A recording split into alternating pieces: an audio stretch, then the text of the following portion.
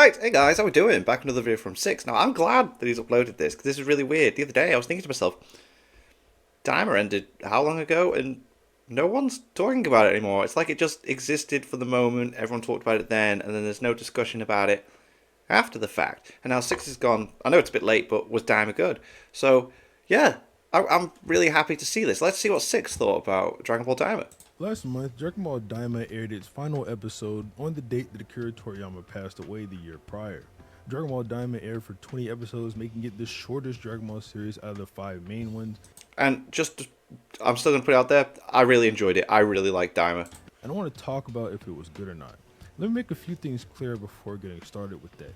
Daima takes place 1 year after the Buu saga, and as far as I'm concerned, the multiple contradictions to the timeline that take place in it make it not canon to Dragon Ball Super, whether that be the manga or... I mean, yeah, I was disappointed when I realised that it wasn't a continuation, it was his own story. But then when you get past that and you think, you know what, it's its own story, it's a good little story, it's cool. the anime, and this review will approach the series from that perspective.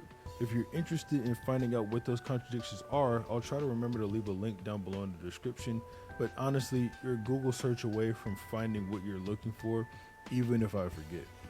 That being said, if you disagree with this line of reasoning, it's not too important. I acknowledge that Daima could be canon to Super, it just doesn't seem all too consistent to me, No, and I want it's to not. avoid bogging this video down with discussions. At the end of the review, I'm going to give Daima a letter grade to fit in with how I rank other series. I want to say I'm not someone who believes that no series can be a 10 out of 10. I believe heavily that good aspects can heavily outweigh bad ones and vice versa. And to be the most constructive, we're going to format this a way everyone can relate to. We're going to talk about the good, the bad, and the okay. Let's I start thought I with was going the to say the bad, ugly since like it's the Western. relatively easy to cover, and who doesn't like hearing some negativity anyway, right? So let's give a quick rundown of how this plot gets off the ground. Goma takes his place as Supreme Demon King of the Demon Realm after Deborah's passing and wants to secure his hold of the Demon Realm by making sure there are no threats to his reign. Seeing how strong Goku and the Z Fighters are, he wants to make them weaker, so he uses Earth's Dragon Balls to turn them into little kids. But the recap in episode 1, I'll never forget how awesome it was that they didn't just use clips from the original show, they reanimated it, and it looks so freaking cool. He kidnaps Dende on top of this, so the characters go into the Demon Realm to turn We back gotta into save him. adults and rescue Dende. This is a fun way to start a story in a vacuum, but the Z Fighters already have a solution to this that isn't necessary. They can easily use the Namekian Dragon Balls to both make themselves adults again and wish Dende out of the Demon Realm and back to Earth. Considering that these characters have telepathy, they wouldn't even have to go off planet for this to happen.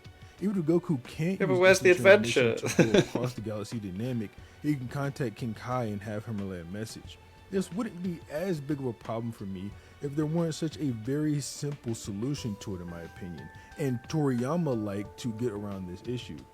You can have the characters simply want to go on an adventure to the Demon Realm. Yeah. This would be a new place for Goku and it's home for Shin. You can easily explain it as Goku wanting to go to this new place and Shin wanting to visit home. That doesn't really fix the problem of just saving Dende, but them being confident in just being able to save Dende is pretty in line with Goku's character, if you ask me. You could also just say that the Namekian Dragon Balls couldn't reverse this because they can't undo wishes made on black magic because Yeah, okay, I'll go with that. light magic or something Oh, like that. no. It's fiction. Literally any reason can be written in. I'm just saying, at least mention the Namekian Dragon Balls. This is quite literally the only reason that the rest of the show even happens. So I think this should be pretty established. These things shouldn't Alright, be left I can't so really open. argue with this. Yeah, okay, We're fair. skipping a bit into the show with this next one, but Arinsu does not function as a villain, and when we got to the tail end of the side betrayal plot, I found her to be super unoriginal and lame, but let me elaborate. Arinsu wants to make the Demon Realm stronger and more terrifying so the outside world will bow down to the Demon World, and that is incredibly boring. Now, this might even sound familiar to you. After all, we have a lot of Dragon Ball villains in Dragon Ball that want similar things to this, whether it's universal conquest or universal destruction. The problem is, it fits within all of their characters and does not fit here. King Piccolo is the evil separate half of God. It makes sense he'd want to take over the world that God watches over. Okay, yes. Frieza is an emperor and a conqueror. Stands to reason he'd want to expand his empire as far as it can go. And Boo is literally evil incarnate. Carnage, yes. Outside of those villains, most of the other Dragon Ball villains don't have a direct goal of world conquest or destruction. Cell was basically using Earth to produce strong fighters, and once it was over, he was done with it. The androids never were interested in conquering or destroying anything except Goku. The Saiyans work as an extension of Frieza, but even their goal was mostly to break away from Frieza whenever we first meet them by gaining immortality and battling long enough to beat him. Orensu is a scientist, and she hardly comes across as evil. Yeah. Like, I guess she has Glorio The tricked. thing is, though, I think it works in that way because you're meant to. You don't see her as a complete baddie, but she is doing things in the background. You're kind of wondering because I think it works better at the end when. Spoilers, she teams up with them and that. It makes more sense that way. Like if she was the baddie trying to be all that, then it would be a bit jarring if she was just join in all of a sudden. I don't know. Z fighters and steal the Dragon Balls, but that's hardly evil. Maybe it's a bit cruel. And when he doesn't do it, she just fires him. So in the end, she has all the cruelty of a retail store manager. She doesn't mistreat her employees like villains seem to do, like Bobbity or Frieza. I didn't really look at it as a bad guy. I looked at her as a bit of a schemer in the background. Orensu's wish would have something to do with an experiment she's working on. Maybe something she couldn't figure out. Granted, all they really say is that she's a scientist. We never actually see her do anything too sciencey. So maybe that was just me expecting too much, but I'd just say, if anything, that's another thing that the show fails at. But honestly, Orensu does almost nothing for herself anyway. Glorio gets the Dragon Balls for her. Ku and Do get the other one. Ku and Do, yeah. Marba makes Ku and Do for her. Do finds the spell to release the third eye in the book. And, I mean, bro, her ultimate goal, the reason she got the Dragon Balls, she didn't even bother to learn the language to make the wish. Yeah, I suppose. The most interesting thing about Orensu comes from the fact that she is Shin's sister. Yeah. Other than that, she falls pretty flat. One thing I will give her credit for is something I've actually already brung up, and that's that she doesn't randomly mistreat the people that work for her.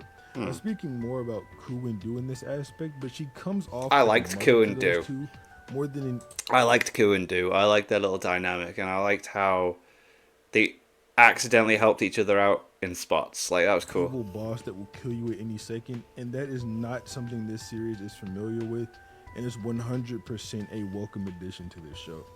I also didn't like Dekizu, but Dekizu is just a You're not meant to like him though. A guy with even less character, so I'm not even gonna. I don't think you're meant to like him at all. Dabura and the Third Eye. This plot point was really dumb. So pretty much since the first episode, we've been hearing about this third eye object and that it grants ridiculous magic power, but it was lost a long time ago. We come to learn Dabura hired a bugman to steal the third eye. The bugman stole it and ran to the second demon realm. Then the bugman got killed, dropped it, and it fell into a forest where it was later found by Hibis, who is the goat by the way. Then Dabura slimed out his dad and became Supreme Demon King. Now, my issue with this is that it is stupid. If Dabura was planning to kill his dad anyway, why did he bother having the bugman steal the third eye when he could have just done that himself? He could have got the third eye and then slimed his dad out. That is already stupid, but after the bugman was killed, why does Dabura assume that the third eye has just been dealt with and isn't a problem anymore? Whoever killed the bugman or the bugman himself could easily get and implant the third eye and come kill him. So this makes literally no sense. This is really like going into all the why the plot doesn't work. I enjoyed it. I thought it was fun. Like it didn't need to like make a load of sense. Some people say that Dabura was going to retrieve it later, but I doubt this because he never goes and looks for it. And even if he did want to retrieve it later, that just leads me back to my first point. Why did he even have someone else steal it in the first place? Is security monitoring it 24/7? No, the Bugman got in and took it. Is security monitoring Dabra 24/7? Yeah, Dabra, like you're saying, he distracts the guards so he can get in. So if Dabra was to steal it, it would be so more obvious that he's going in there, and the guards would be very suspicious. No, he met up with the Bugman and conspired against the Demon King with no issue. Honestly, the worst case scenario here is that Dabra is just not sneaky enough, but that problem could easily be solved by having the Bugman sneak him into the palace to steal it. I just think that would be too obvious if Dabra went in to get it himself. Third eye, and honestly, it doesn't seem like something Toriyama would write either. I would think Toriyama would write that the third eye was mistakenly put in the attic, or like at the end of Daima when they find two more eyes just sitting there and no one brought them because they were too expensive. I also don't understand this series' interest in Dabura to begin with. He wasn't really that much of a character in Dragon Ball Z. He was still interested. No. It wasn't that. He was. He was the shoe-in into the demon realm. Like, that was our first introduction in Z to the demon realm through Dabura. So that's why we have references to him, so we can follow. Because everyone's watched Z, so that's why they made it a continuation of Z again, and used Dabura as the shoe-in for it. The last bad thing I'll comment on is the pacing.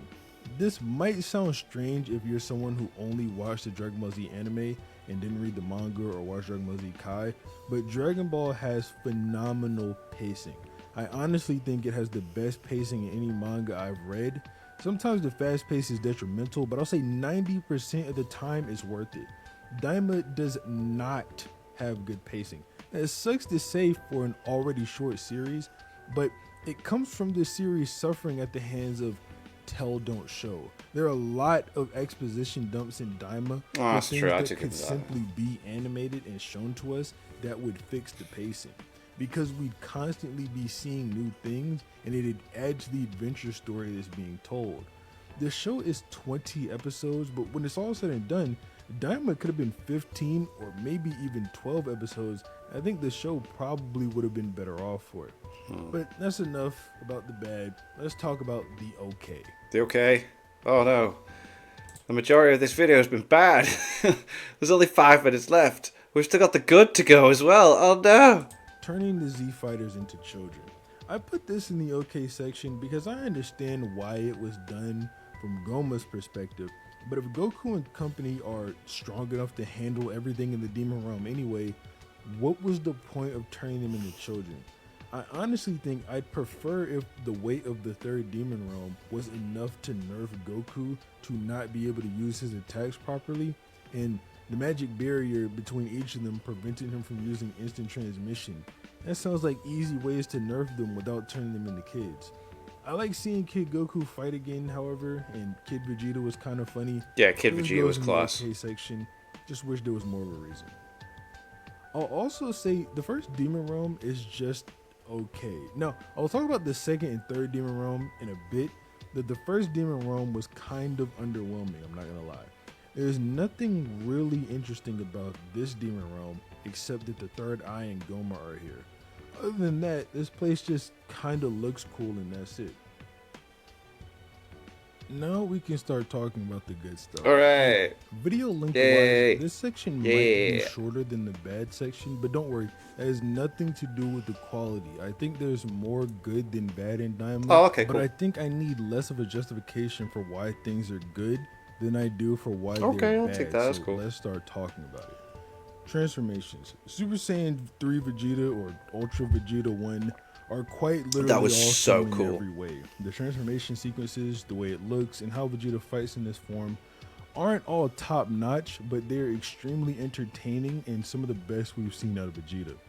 Super Saiyan 4 Goku, however, is top notch. I'm not the biggest Super Saiyan 4 or GT It fan, looked cool but though. this is something that I liked a lot. I really like this new design for Super Saiyan 4, and the fight with Goma is up there for the best fights in Dragon Ball. It's hard because Dragon Ball has so many good fights, but both fights with him in this form are some of the best. So cool. Speaking of Goma, I like this guy's motivations. He sort of becomes Demon King by default after Dabura dies, So his story is about him trying to secure his To hold on the stay demon there, realm yeah. and essentially solidify his position, as opposed to just gaining more power, which is a welcome change to this franchise. He's not in the story that much, but he's also pretty funny. To continue talking about characters I liked, Majin Ku, Majin Du, Glorio, Pansy, Neva, and There's Hibiscus a lot of are likable all characters. welcome additions to the cast of Dragon Ball. The only problem is that they are all introduced as side characters. So outside of Neva, a lot of these guys don't have super important spots in the show. You can argue the same thing for Du and Ku, however. I don't have anything bad to say about these characters, but like I just implied, the one that stands out among them the most is this Neva. Definitely. This guy So is cool. extremely cool. We find out he can restore Dragon Balls of other Namekians. He made the barrier to separate the three demon realms. He made the demon realm Dragon did a Balls lot. and the Tamagami to go. Yo, the along with Tamagami him as well, and yeah. guard them. And he's directly responsible for Super Saiyan 4 even happening. He's too important and does too many cool things for me not to like him. Honestly. Neva is also part of the lore expansions, which is something I also thought was good about Daima. We found out that Namekians are from the demon world, and he's basically part of the Gen 1 Namekians. While the third eye makes me mad when it comes to Dabra, I think the third eye was a good addition to the universe in general, and I think we'll see it make an appearance in the future. There is a fusion method that was set up, although I have no Yeah, idea and they if didn't we'll do ever what- get to see it. The origins of Shin's race was cool to learn. It had been mentioned in an interview a while back, but having it shown and explained was welcome for me. And I think the idea that the universe was essentially born from the demon realm is pretty cool. There's nothing groundbreakingly new there, but it's all appreciated expansions. It's added The last lore. thing I'll call good is the second and third demon realm. I really did like these worlds a lot. The second demon realm specifically is probably the coolest realm to be introduced in Dragon Ball. Where in our universe that's just a vacuum with planets and stars in it, this world is like its own planet that has tons of planets around it, and the things that fill the realm Yeah, it does are look good. pretty cool too. There's a race of giant people who can easily become Supreme Demon King, but they're so laid back they would never go for it. They just chill. Goku, while he was a kid, had trouble with both the child and his dog. The Kraken are pretty cool Yeah, too. imagine with a fighting very an adult, oh my Toriyama-like God. design. And this is also where the old Namekian planet is. The third demon realm is kind of like the slums, but it's got some unique features like an atmosphere that makes you feel heavier, floating volcanoes and things like that. It just looks really cool. That's pretty much all the good I have to say about Daima, aside from how just amazing the fights are. But I figured that was kind of a given anyway. But is Daima good? Yeah, I'd say Daima's good. Yeah. Very enjoyable, just with some noticeable flaws. I'd probably give it an 8.6 out of 10. I'd or say it's what at I would least an call 8. A B. If you like the A B. video, be sure to leave a like on it and subscribe to the channel. But other than that, have a nice day. Cool, I'm glad he liked it. So there was some, because he reviews stuff and everything, he's going to notice these things straight away, like plot points and stuff like that. You know, they are trying to make it tie in with Z, make it a continuation. So there are things. I never thought about the Namekian Dragon Balls being an option at the start. I'm going to be honest. As soon as you mentioned it, I was a bit annoyed, but very valid. But I think the whole point was meant to be like Akira Toriyama's take on GT, that journey out there and adventure and seeing new things and new worlds and new discoveries and things. And I really, really liked it. I liked that review as well. That was cool. And I'm glad that Six did like Dragon Ball Daima. And I think it's something that we shouldn't forget about. We need to talk about it, you know? I think the fact that, the guy that does the super manga at the moment to come out with like an announcement of like how strong the characters are and that it's coming back soon and all this and the other, and people are more focused on that now. So it's taken away from Daima. But yeah, if you've not seen it, I'd say go check it out. It is a fun little journey. Like I said, it's only 20 episodes as well, so it's not a long anime. But yeah, thanks very much for watching.